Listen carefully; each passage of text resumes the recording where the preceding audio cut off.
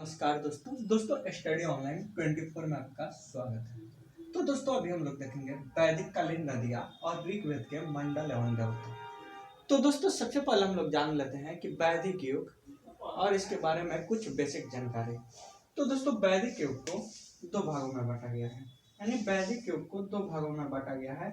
एक हो जाता है ऋग्वैदिक काल, जिसका टाइम पीरियड है दोस्तों 1500 ईसा पूर्व से 1000 ईसा पूर्व, और दूसरे को बांटा गया है दोस्तों उत्तर वैदिक का। तो इसको आप लोग नोट डाउन कर लीजिए, काफी इंपॉर्टेंट है आपके एंशियंट हिस्ट्री का, जिसका टाइम पीरियड है 1000 ईसा पूर्व से 600 ईसा पूर्व।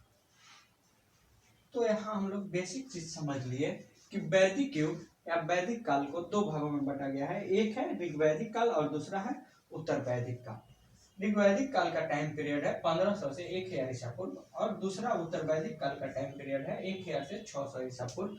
और वैदिक युग के संस्थापक कौन थे? तो दोस्तों वैदिक युग के संस्थापक जो थे, इसको यहाँ मैं लिख देता हूँ, आप लोग पॉइंट वाइज करके लिख लीजिए। युग के संस्थापक आर्यों को माना जाता है। किनको माना जाता है?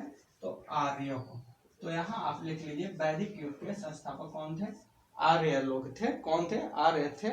और ये जो थे दोस्तों एक ग्रामीण सभ्यता थी, आपको ध्यान रखना है। कौन सी सभ्यता थी? तो ग्रामीण सभ्यता। तो ये हमारा बेसिक हुआ। तो यहाँ आपको देखना है कि वैदिक युग और वैदिक युग को दो भागों में बांटा गया है दोस्तों। ऋग्वैदिक काल, जिसका टाइम पीरियड है 1500 से 1000, उत्तर वैदिक काल 1000 से 600 ईसा पूर्व। वैदिक युग के संस्थापक हैं आर्य लोग। और ये जो थी वैदिक युग की सभ्यता थी दोस्तों, ग्रामीण सभ्यता थी। कौन सी सभ्यता थी? ग्रामीण सभ्यता।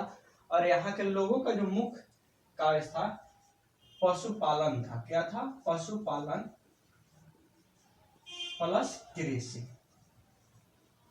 तो आर्यों का जो मुख्य कार्य था, क्या था? आर्यों का मुख्य कार्य पशुपालन और कृषि, और इन्होंने लोहा की खोज की थी। तो ये छोटे छोटे फैक्ट्स आपको ध्यान रखने हैं, फिर हम अपने टॉपिक पे आ जाएंगे। तो एक बार मैं रिपीट कर दूं कि वैदिक युग, इसको दो भागों में बांटा गया था, ऋग्वैदिक काल, उत्तर वैदिक काल। टाइम पीरियड यहाँ से आप देख लीजिए। वैदिक युग के संस्थापक थे आर्य लोग, और ये जो थी दोस्तों ग्रामीण सभ्यता थी। कौन सी सभ्यता थी? ग्रामीण सभ्यता। और आर्यों की जो पेशा था दोस्तों पशुपालन था और कृषि था। क्या था? पशुपालन और कृषि। और ये लोग लोहा का खोज किए थे। तो ये आपका बेसिक फैक्ट है जो आपको ध्यान रखना है। नेक्स्ट हम लोग अपने टॉपिक पे आते हैं, वैदिक कालीन नदियां। यानी वैदिक कालीन नदियां कौन कौन सी है? तो इसमें देखना है दोस्तों बिपाशा। ये एक क्वेश्चन पूछा जाता है इससे रिलेटेड। तो बिपाशा नदी का आधुनिक नाम क्या है दोस्तों? व्यास नदी। यानी बिपाशा नदी का आधुनिक नाम क्या है? तो व्यास नदी। आपको ध्यान रखना है कि बिपाशा नदी का आधुनिक नाम व्यास नदी है। फिर दूसरा हमारा दिया है सतुदरी। सतुदरी को किस नाम से जाना जाता है? तो दोस्तों सतलज नदी के नाम से जाना जाता है। काफी इंपॉर्टेंट है, जो वर्तमान में पंजाब के एरिया में बहती है। फिर है दोस्तों सदानीरा। सदानीरा को दोस्तों गंडक के नाम से जाना जाता है, और ये बिहार में बहने वाली प्रमुख नदियों में से एक मानी जाती है। यानी सदानीरा आपकी बिहार में बहती है। फिर सरस्वती नदी, जिसे घाघरा नदी के नाम से जाना जाता है, यानी घाघर नदी। अभी ये सरस्वती नदी दोस्तों पंजाब में लुप्त हो चुकी है, यानी ये लुप्त हो गई है। तो आपको ध्यान रखना है। नेक्स्ट है गोमती। गोमती नदी को दोस्तों गोमल के नाम से जाना जाता है, और गोमती के किनारे ही दोस्तों लखनऊ शहर बसा है। तो ये भी आपको ध्यान रखना है कि लखनऊ शहर किस नदी के किनारे बसा है। लखनऊ शहर किस नदी के किनारे बसा है? तो लखनऊ शहर दोस्तों गोमती नदी के किनारे बसा है। फिर है परुष्णी नदी। तो दोस्तों परुष्णी नदी ये रावी नदी के नाम से जानी जाती है वर्तमान में। तो रावी नदी के नाम से जानी जाती है, और ये काफी इंपॉर्टेंट इसलिए है कि रावी जो नदी थी दोस्तों, इसी के किनारे दशराग युद्ध हुआ था। कौन सा युद्ध हुआ था? दशराग युद्ध रावी नदी के किनारे हुआ था। आपको ध्यान रखना है कि रावी नदी के किनारे दशराग युद्ध हुआ था, जिसमें भरत वंश के राजा थे सुदास, ये विजयी हुए थे। तो आपको ध्यान रखना है कि दशराग युग जो है रावी नदी यानी परुष्णी नदी से संबंधित है। परुष्णी नदी। और इसी के किनारे दशराग युद्ध हुआ था, जिसमें भरत वंश के राजा सुदास विजयी हुए थे और 10 राजा मिलकर लड़े थे, उनको हराए थे। तो ये चीज आपको ध्यान रखना है। नेक्स्ट है अस्किनी। अस्किनी का दोस्तों नाम है चिनाब, यानी अस्किनी नदी को वर्तमान में चिनाब के नाम से जाना जाता है। काफी अच्छा सवाल है। फिर है कुभा। कुभा को काबुल के नाम से जाना जाता है। नेक्स्ट है बितास्ता।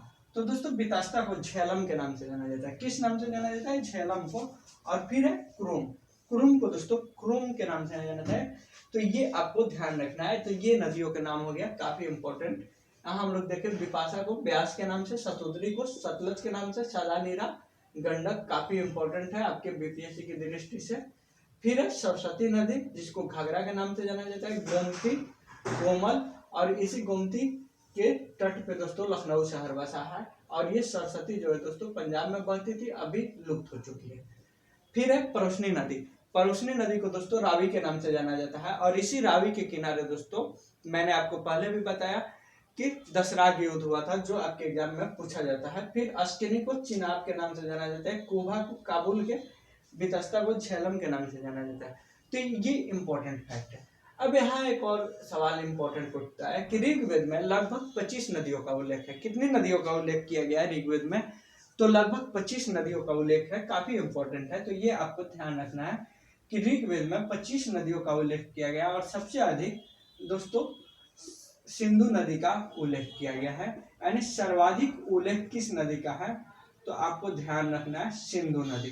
यानी सबसे अधिक उल्लेख ऋग्वेद में किसी नदी का किया गया है तो वो है सिंधु नदी। और गंगा नदी का मात्र एक बार उल्लेख किया गया है और यमुना का 3 बार। तो दोस्तों आपको ध्यान रखना है कि गंगा नदी का उल्लेख मात्र एक बार किया गया है। और गंगा नदी से रिलेटेड आजकल बीपीएससी में एक क्वेश्चन पूछ ही दिया जा रहा है, जैसे कि पिछले बार पूछा गया था कि गंगा नदी बिहार के कितने जिले से होकर बहती है। काफी अच्छा सवाल था कि गंगा नदी बिहार के कितने जिले से होकर बहती है, तो 12 जिले से होकर बहती है। ये 65वीं में पूछा गया क्वेश्चन था। तो आपको ऐसे भी ध्यान रखना है। और वीडियो को दोस्तों शुरू से अंत तक देखिए, चूंकि मैं जो सब्जेक्ट पढ़ा रहा हूँ इससे जुड़ा हुआ अगर दूसरा भी कुछ आता है तो मैं उसको बताते चलता हूँ। तो दोस्तों जैसा कि यहाँ मैंने आपको बता दिया कि गंगा नदी का उल्लेख जो है ऋग्वेद में एक बार किया गया है। और एक बीपीएससी में आपका जो क्वेश्चन पूछा गया था कि गंगा नदी बिहार के कितने जिले से होकर गुजरती है, तो दोस्तों 12 जिले से। तो ये आपको एक्स्ट्रा फैक्ट मिल गया।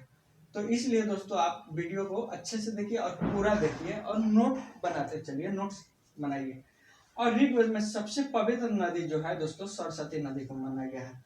किस नदी को माना गया है सबसे पवित्र नदी? तो सरस्वती नदी को। और इसको नदीत्मा के नाम से जाना जाता है। यानी दोस्तों सरस्वती नदी को नदीत्मा के नाम से भी जाना जाता है। नेक्स्ट हम आते हैं अपने दूसरे स्टेप में। तो ऋग्वेद के मंडल एवं देवता, यानी ऋग्वेद के मंडल एवं देवता को हम देखेंगे। तो दोस्तों ऋग्वेद में कौन कौन से मंडल हैं और कौन कौन से देवता है, ये चीज आपको देखना है।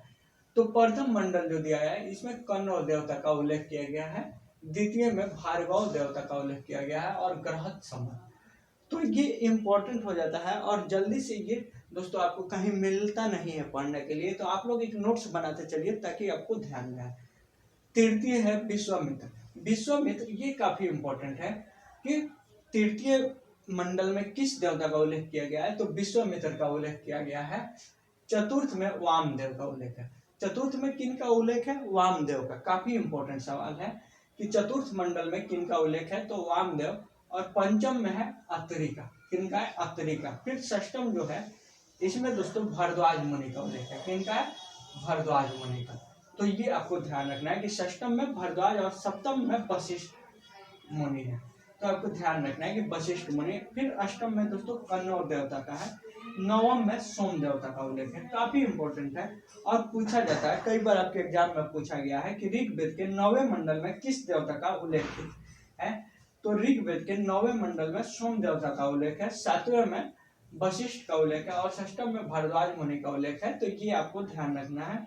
और 10वें में अज्ञात है, यानी अज्ञात है। तो ये चीज आपको ध्यान रखना है। और दोस्तों ऋग्वेद में कुल देवताओं का कितना उल्लेख किया गया है, तो ऋग्वेद में 33 देवताओं का उल्लेख किया गया है। यानी ऋग्वेद में टोटल देवता का जो उल्लेख हुआ है दोस्तों 33 देवता है। तो ये चीज आपको ध्यान रखना है। दशराग युग मैंने बता दिया। ये आप लोग जो है दोस्तों इसको बेसिक नोट्स में आप लोग ऐड कर लीजिए। यहाँ ये काफी इंपॉर्टेंट है। तो आपको जैसे क्वेश्चन बन जाता है कि ऋग्वेद के तृतीय मंडल में किस देवता का उल्लेख है या 9वें मंडल में किस देवता का उल्लेख है, तो आपको ध्यान रखना है कि तृतीय मंडल में विश्वामित्र है, 9वें में सोम देवता है, अष्टम में कण्व है, सप्तम में दोस्तों वशिष्ठ को आपको ध्यान रखना है, षष्टम में आपको भरद्वाज मुनि है, चतुर्थ में वामदेव है। तो ऐसे दोस्तों आपको यहाँ ध्यान रखना है। दोस्तों वीडियो आपको कैसा लगा आप कमेंट करके जरूर बताइएगा, और कोई कमी आपको महसूस हो तो आप कमेंट भी कर सकते हैं। और हमारे फेसबुक पे दोस्तों स्टडी ऑनलाइन 24 सर्च करके आप वहाँ भी ज्वाइन कर सकते हैं। फेसबुक पे डेली दोस्तों क्वेश्चन पोस्ट किए जाते हैं। और दोस्तों वीडियो अच्छा लगा हो तो अपने दोस्तों को अधिक से अधिक शेयर कीजिए, लाइक कीजिए, कमेंट कीजिए। धन्यवाद दोस्तों।